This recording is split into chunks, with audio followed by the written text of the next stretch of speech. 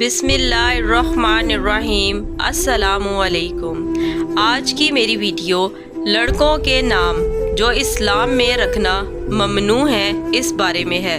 तो चलें वीडियो को शुरू करते हैं। कोई भी नाम जो सिर्फ अल्लाह का हो, जैसे जब्बार, समद, सिवाय इसके कि इसके आगे अबद यानी खादिम हो। अब्दुल समद और अब्दुल जब्बार तो ये नाम रखे जा सकते हैं, क्योंकि इंसान अल्लाह के खादिम या ग़ुलाम तो बन सकते हैं।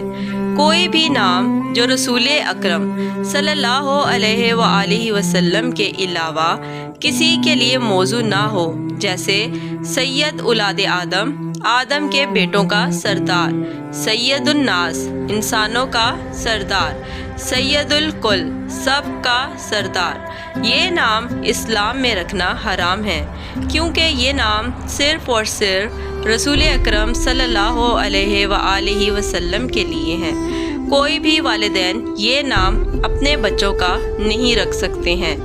कोई भी नाम जो अल्लाह के अलावा किसी और की ग़ुलामी करता हो, जैसे अब्दुल आज़ा, आज़ा का ग़ुलाम, एक काफर देवी, अब्दुल काबा, काबा का ग़ुलाम, अब्दुल दार, घर का ग़ुलाम, अब्दुल अली, अली का ग़ुलाम, ये नाम रखना भी इस्लाम में हराम है।